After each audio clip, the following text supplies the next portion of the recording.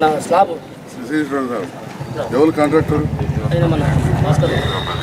నీకు తెలవాలి కదనే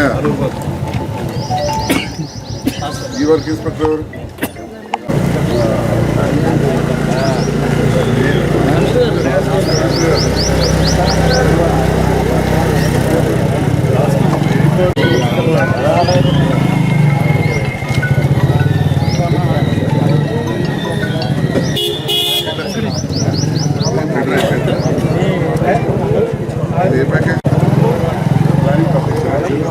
ఇది ఒకటి 5 లక్షలు బాగున్నారు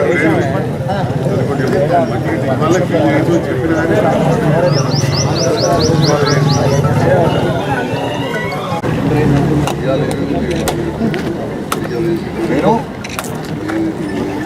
జగన్ తమ్ముడు స్లాబ్ ఎవరు కాంట్రాక్టర్ నీకు తెలవాలి కదనే ఈ వర్క్ ఇన్స్పెక్టర్ ఎవరు ఓకే పర్వాలేదు ఇదెవరు కాంట్రాక్టర్ మాకు ఇది కిషన్ ఇంటి నుంచి ఇది 8 లక్షలు ఉంది కదా సీసీ రోడ్ ఇది కూడా అయింది టెండర్ అయింది పని అయింది ఓకే ఇది Bhavani Nagar CC road travel work 5 లక్షలు. ఈరోజు స్థానిక 8వ వార్డులో మరి టీఎఫ్డిసి 3rd ఫేజ్ నుంచి వెళ్ళి నిధులు కేటాయించి మరి ఈరోజు మరి హృదయపూర్వక నమస్కారాలు తెలియజేస్తూ మరి ఈ వార్డుకు సంబంధించిన ఇప్పటికే 2,36,00,000 వెచ్చించడం జరిగింది. దాంట్లోంచి 1,20,00,000 వరకు పనులు అయిపోయినాయి. మరి ఎందుకు అని అంటే మరి వార్డు వచ్చేసి చాలా కొత్తగా అవుతుంది, ఇంకా ఎక్స్పాండ్ అవ్వకుండా పోతుంది కాబట్టి మరి దీనికి ఎన్ని కోట్లు వెచ్చించినా ఇంకా పనులు బ్యాలెన్స్గానే కనిపిస్తాయి కాబట్టి మరి ఇప్పటికే చాలా 2,36,00,000 వెచ్చించి 1,20,00,000 వరకు పనులు అయిపోయినాయి. మరి ఈ రోజు కూడా 20 లక్షల నిధులతోటి మరి భూమి పూజ కార్యక్రమం చేసుకోవడం జరుగుతుంది. మరి అట్లాగే ఇక్కడ చాలా మంది పేదవాళ్ళు కూడా ఉంటారు, గోత్రాల కాలనీ అని చెప్పేసి ఇంకా వేరే వాళ్ళు కూడా రోజు కూలీ పని చేసుకునే వాళ్ళు చాలా మంది ఉంటారు. మరి వాళ్ళకు కూడా ఎన్నో డబుల్ బెడ్రూమ్లు ఇప్పటికే వచ్చుంటాయి.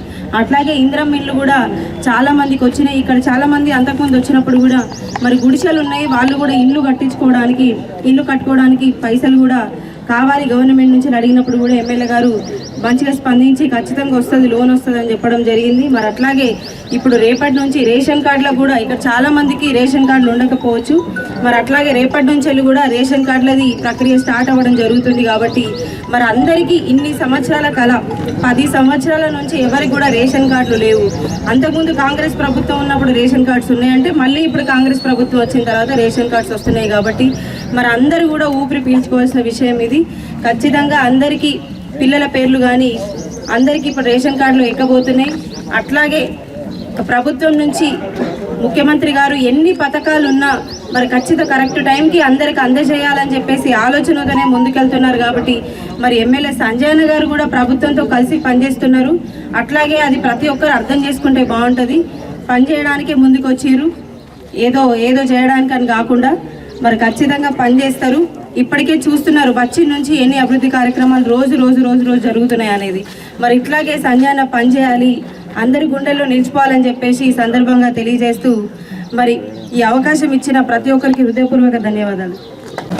సోదరి మున్సిపల్ చైర్పర్సన్ శ్రీమతి అడుమాల జ్యోతి గారికి, గౌరవ మున్సిపల్ కమిషనర్ గారికి, వైస్ చైర్మన్ శ్రీనివాస్ గారికి, పెద్దలు మాజీ చైర్మన్ గిరినాభూషణ్ గారికి, స్థానిక కౌన్సిలర్ తిరుమలయ్య గారికి, ఈరోజు 6, 7, 8 వార్డులలో కలిపి 1,5 లక్షలతోటి పనులు ప్రారంభం చేసుకోబోతున్నాం, భూమి పూజ చేసుకుంటున్నాం.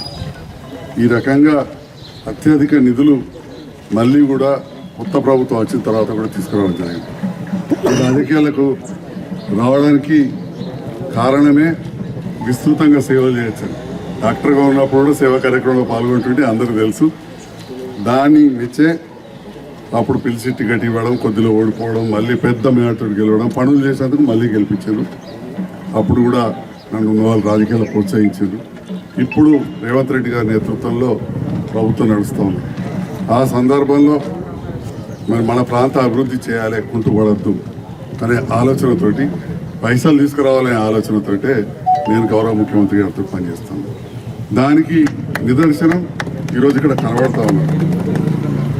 మరి అంతకుముందు కూడా ఎప్పుడు కూడా పనిచేయాలనే ఆలోచనతో ఉన్నామని, ఈ ప్రాంతంలో వివిధ ప్రాంతాల నుంచి వచ్చి సెటిల్ అయిన మధ్యతరగతి ఉన్నత వర్గాలు ఉన్నాయి, వేరే వాళ్ళ కాడికి వచ్చి బతికే పేదవాళ్ళు ఉన్నారు. పేదవాళ్ళు ఎందరికో ఇవాళ మనం ఇందిరమ్మ కాలనీ అంతా ముందరిది అర్బన్ హౌసింగ్ కాలనీ అంటారు, లేదా తర్వాత కేసీఆర్ నగర్ అని పెట్టినాం, అక్కడ ఇల్లు ఇచ్చినాం. మరి అక్కడ ఇల్లు ఇచ్చినాం కానీ వాటికి వసతులు రాలే, కాంట్రాక్టర్ పాత బిల్లులు రాని పరిస్థితి. ఆ సందర్భంలో గౌరవ ముఖ్యమంత్రి గారితో మాట్లాడి పాత బిల్లులు ఇప్పియడమే కాకుండా నూకపల్లి అర్బన్ హౌసింగ్ కాలనీకి నీళ్లు, కరెంటు, ఇంటికో సెప్టిక్ ట్యాంక్ అవైతే ఉండాలి మోరీ, ఆ మూడింటికి తెచ్చినాం, పూర్తి అవుతున్నాయి. ఈ రకంగా అన్ని ప్రాంతాల సమగ్ర అభివృద్ధికి ఇక్కడున్న వాళ్ళ కోసం ఇవాళ ఈ పనులు చేస్తూ ఉన్నాం. అటు డబుల్ బెడ్రూమ్ దగ్గర వారికి వాడికి కావచ్చు ఈ కార్యక్రమాలన్నీ చేస్తూ మరి ముందు కూడా అంటే ఒకటే సంవత్సరం వచ్చింది కొత్త ప్రభుత్వం, వాళ్ళ ప్రణాళికలు వారికి ఉంటాయి. వాళ్ళతో ఇప్పుడు కలిసి పనిచేస్తున్న సందర్భంలో ముందు కూడా పెద్ద మొత్తంలో పనిచేయాలని, మరి అదేవిధంగా ఈ ప్రాంతం నుంచి దాదాపు 100 కుటుంబాలు రేపటి నాడు నూకపల్లి పోబోతున్నాయి. మరి అది నూకపల్లి గ్రామ పంచాయతీ. ఎటుగాని పరిస్థితి అంతకుముందే 500 ఇందిరా మిల్లు కట్టుకున్న వాళ్ళకి అక్కడ ఉండే పరిస్థితి లేకుండా, ఎందుకంటే ఎవరు పట్టించుకునే లేదు. అది కూడా మన అంతకుముందు టీఆర్ నగర్ కల్పించిన పోయినసారి 200 వచ్చినాయి. 200 ఇళ్ళంటే ఇంటి ముగ్గురైనా 600 మంది పోతున్నారు. ఆలోచించండి, మన పేదవాళ్ళు. కాబట్టి అది కూడా ఇప్పుడు జగిత్యాల పట్టణ మున్సిపల్లో కలపడం జరుగుతూ ఉన్నది. మన క్యాబినెట్లో పాస్ అయింది, గవర్నర్ గారి సంతకం కూడా అయింది. గెజెట్ రావాలి, కాగితం ఇవ్వాలని రేపు వస్తుందని చెప్పి ఈ సందర్భంగా తెలియజేస్తుంది.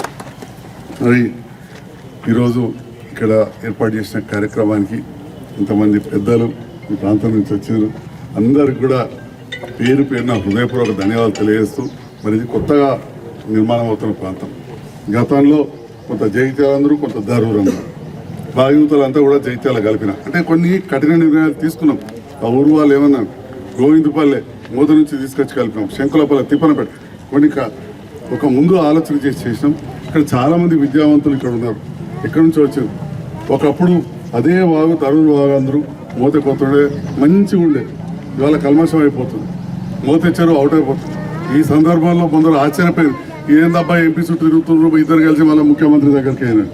మీకు చెప్తా ఉన్నాం, ఇవాళ చెరువును రక్షించుకోవడానికి 2,80,00,000 ఇప్పటికే మంజూరు చేయించుకున్నామని చెప్పి ఈ సందర్భంగా తెలియజేస్తున్నాం. కానీ అవి సరిపోయేటట్టు లేవు.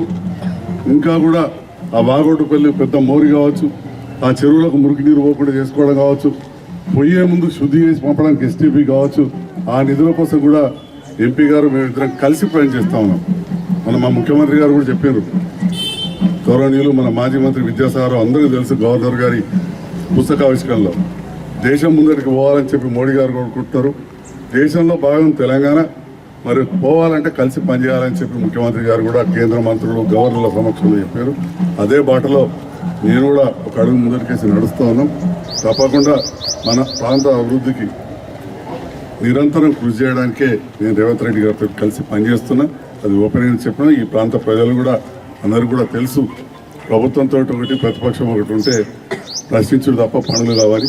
ప్రశ్నించేటోళ్ళు ప్రశ్నిస్తూనే ఉంటారు, ఇక్కడ ప్రశ్నించడానికి కూడా ఒక విధానం ఉండాలి.